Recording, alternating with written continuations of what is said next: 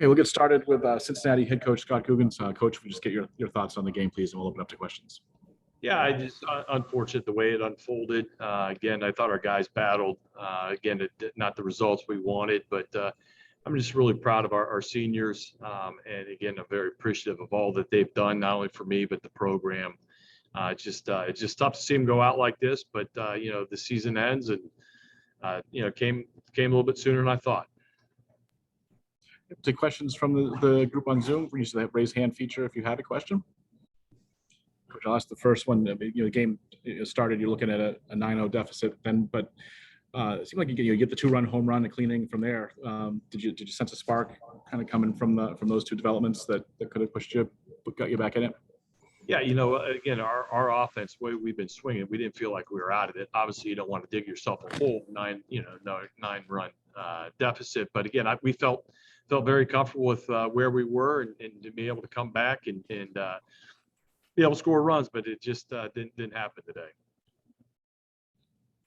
And then 2 for 12 with runners in scoring position. I mean, is it simplistic to say that played a factor, at least as we got towards the end? Absolutely. It's kind of uncharacteristic of the team. Again, when we get guys in scoring position, we do a pretty good job of driving them in or manufacturing runs. And got to give Tulane credit. They pitched us tough today, and they're able to shut off the innings. And the last one for me, Teo Banks for Tulane hits for the cycle. What is what made him such a challenge today, and that led to his success? He's a special player. Again, the first time we played him, you could tell he's very athletic. He's a good ball player, and again, he had our number today. But again, you got to tip your cap to him. Again, he plays, and he plays hard. He plays it the right way, and again, as the whole team does. I mean, they've got a good ball club. And a couple of weeks ago, they're in first place in our conference. But again, we just we didn't have any answers for him today. Take one more swipe from the group. Any other questions for Coach? Sorry, Coach. Thanks for your time today. Yep. Thanks.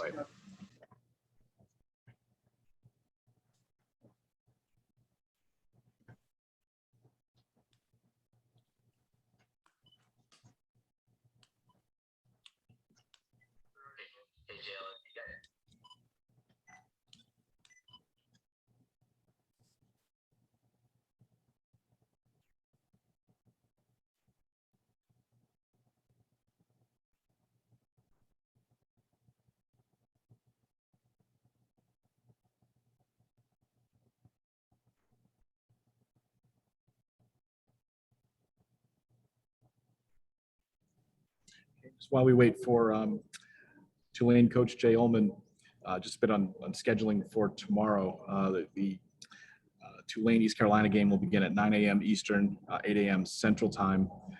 If Tulane should win that game, then the rematch would take place after the second game of the day, which would begin 47 minutes after the Tulane ECU game. So likely around 4:30-ish Eastern.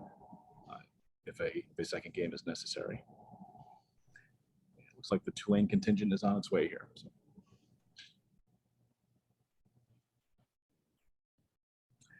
Okay, but joined now by Tulane coach Jay Uhlman. Coach, just congratulations on advancing to the semifinals. Just get your thoughts on the game, please. We'll open up for questions. It's just a superior effort by the guys.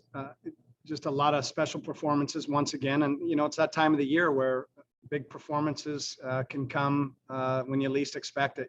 Today you have a 2-run homer or a 2-homer game by Trevor Minder, but he got trumped by the cycle. So pretty cool. I've seen a couple of cycles in my career, and they're special for sure. So Carter Robinson went out there.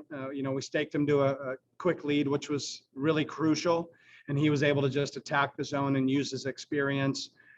And, on my best case scenario, walking through it in my mind, certainly you go through best case scenario to worst case scenario. And he got us right where I hoped he would, into the 6th to get to Kneppel with that run of left-handers that they had, and then get to Welch.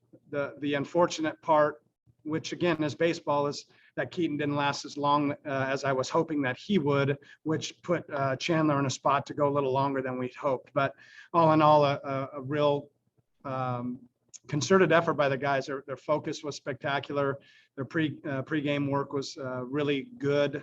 And again, they were in a good space, and just their joy and their confidence to see those things continue to blossom here, and kind of, traces of some things we had early on in the season in terms of confidence and passing batons. Just a really good day to be a Greenie for sure. Okay, we'll take questions for Coach, please. Terry? Jay, just 9 runs and 9 extra base hits in the first 4 innings. That's, again, how you'd want to draw it up, but just what did you see with the way the guys were swinging the bats today?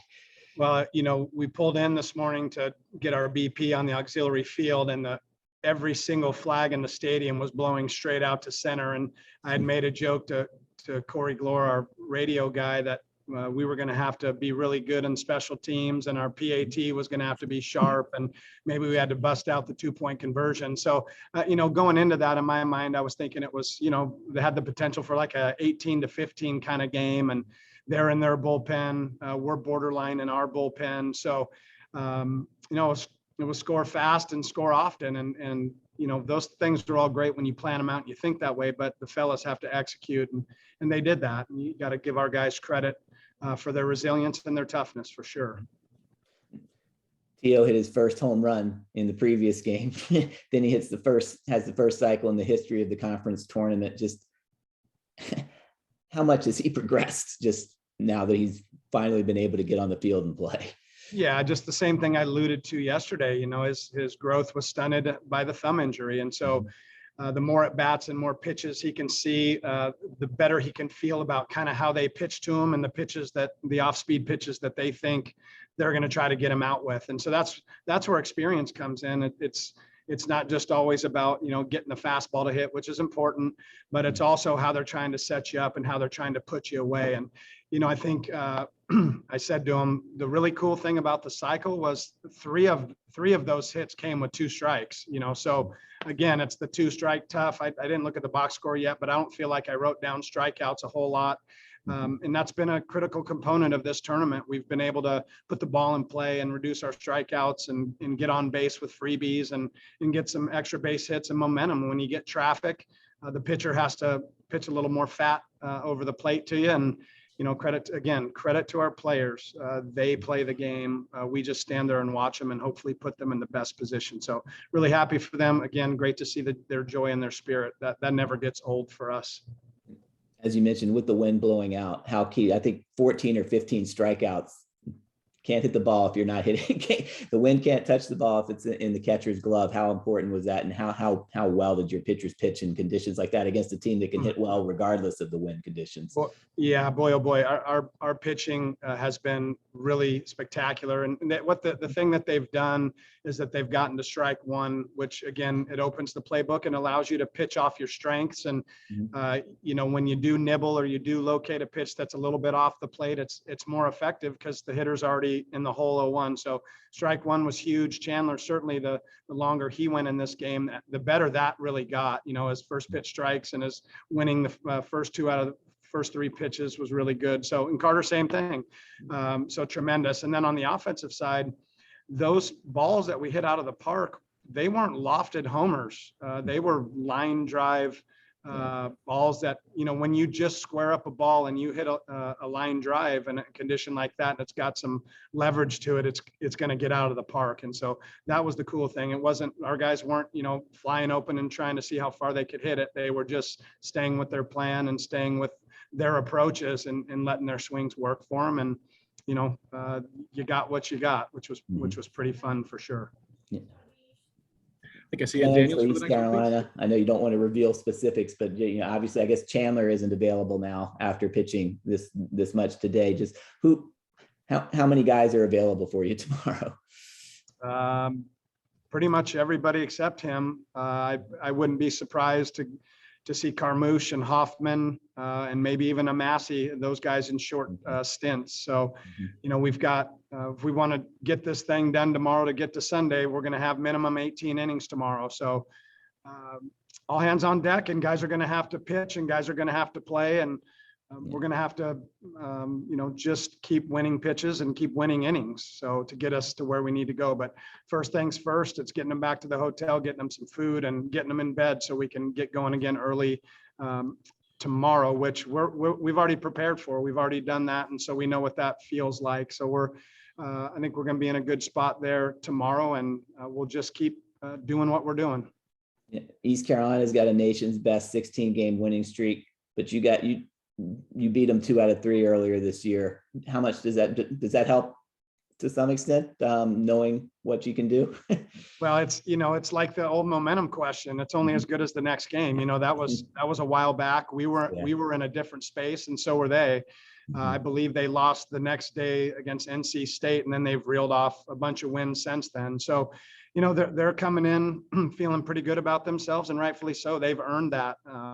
But we are in a really good place right now mentally, and it's going to be a bullpen game again. They're short on some pitching, and they're going to be in their bullpen, and we're going to be in ours, and so it's going to be an old dust them up tomorrow for sure. The guys that are returning from last year, how much will the fact that they went through this exact same experience last year, you mentioned him a little bit, but how much can that help them tomorrow, knowing what it takes to play those 2 games?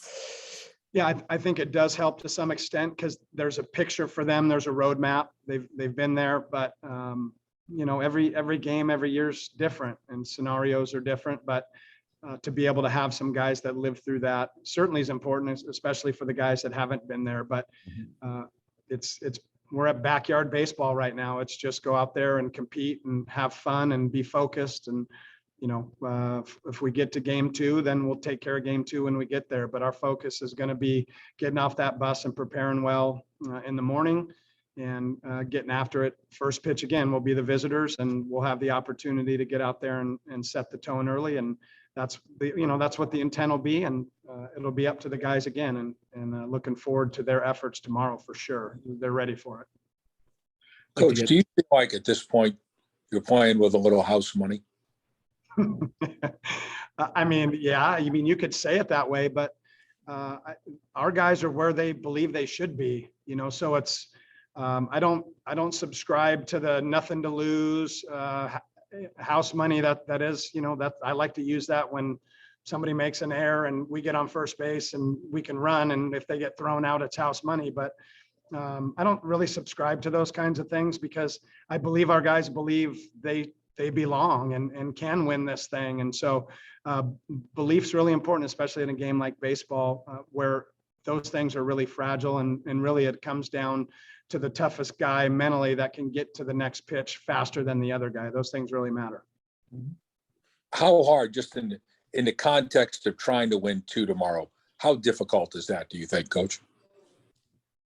Well, we actually, that's another kind of experience thing. We dealt with that all year last year. And, some of the guys that are here they didn't deal with that, but we've been pretty good in double headers. But, and I think the reason for that is the narrow focus on the task at hand. And that's what we've asked them to do since these changes have taken place, is just focus on the task at hand. And although sometimes the results on the way to this point in the short sprint haven't always been the way we wanted it, the focus and the intent were actually there. It's just the results didn't follow.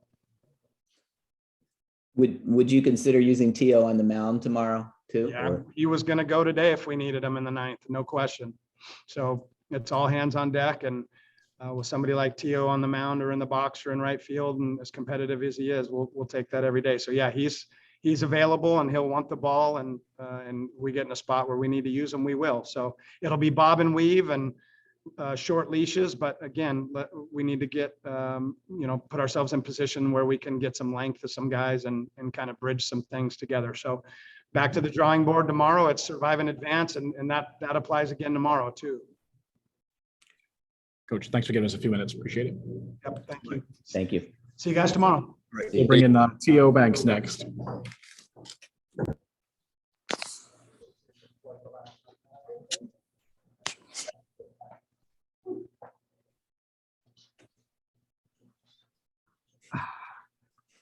You're joined now by Teo Banks from Tulane. Just fire away with questions. You hit for the cycle.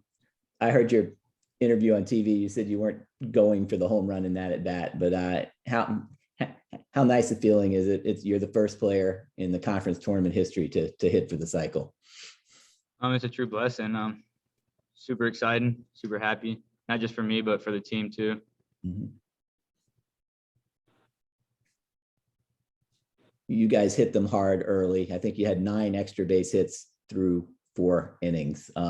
Just how good was the approach going into today, knowing you might need to score some runs with the way the wind was blowing? I think everyone was just trying to keep it simple and not trying to do too much, even though the wind was blowing out, and then keeping it simple led to some home runs, extra base hits, stuff like that. You look like you're playing with a lot of confidence. Is that accurate? And why?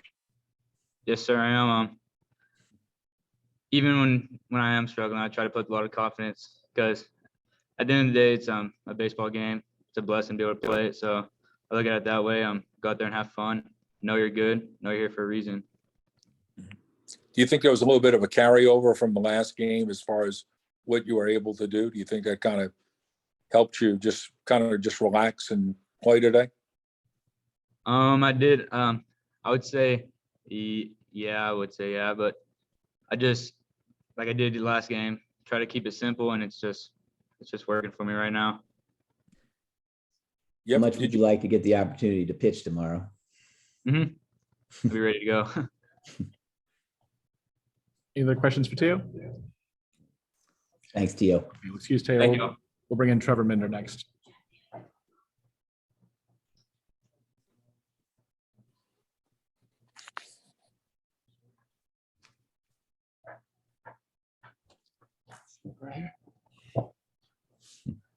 Okay, joined now by Trevor Minder from Tulane. Again, just feel free to fire away with questions, please.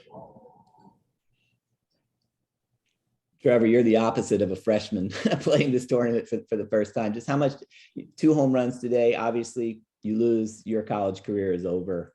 Just how good a feeling was it today for the whole team? Yeah, right. It obviously feels really good. We're just playing for another day every single time we go out there. To be honest, we don't know with the situation at hand. So, I mean, for me, it could be my last game ever. As a team, we don't know what's going to happen next year. So it's our last time being together, and we might as well go with it as long as we can. So we're just trying to stay tight, trying to just have fun. But ultimately, we're trying to make a run at this thing, and I think we're doing what we can so far. With what happened a couple of weeks ago, it would have been easy for the guys to maybe check out. Why has this team done the opposite of that in this tournament? Well, right. I mean, it says a lot about the guys, to be honest with you. There's just no quitting anybody here. We all love to play the game. I think that comes before anything. And just another day to keep playing baseball is something that we look forward to. So, I mean, there's no quitting any of us. Like I said, we're just trying to do what we can to keep playing. Teo Banks missed most of the year with an injury. Now he's on fire. Did you see this coming from him? I mean, yeah. See the cycle coming, no, but yeah, he's a really good player, young kid. We got a lot of talent down there. It's just been fun. Like you said, I'm the old guy in the group. I'm just here supporting them, and I knew eventually all of them would take off. It was unfortunate, the thumb injury, and it's cool to see all these guys having success. So proud dad moment. How much are you guys looking forward to getting a matchup with East Carolina again tomorrow?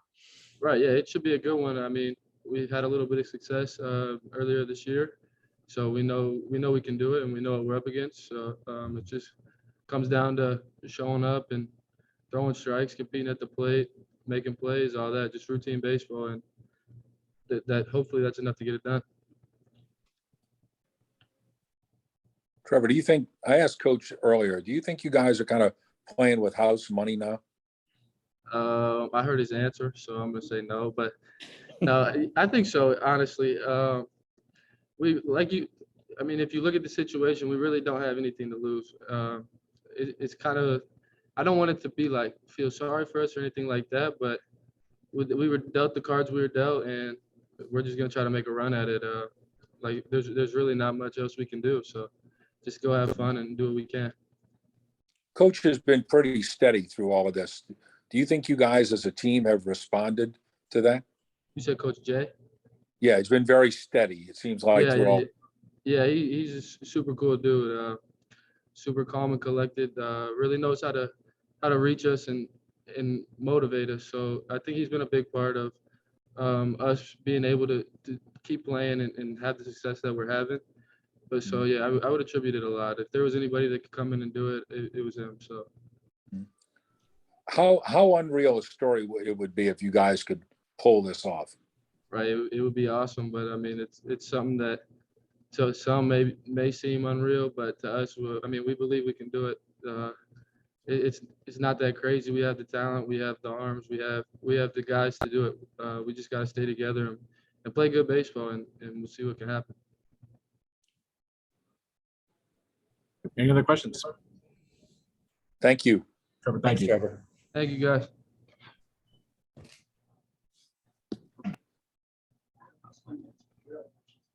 That's what you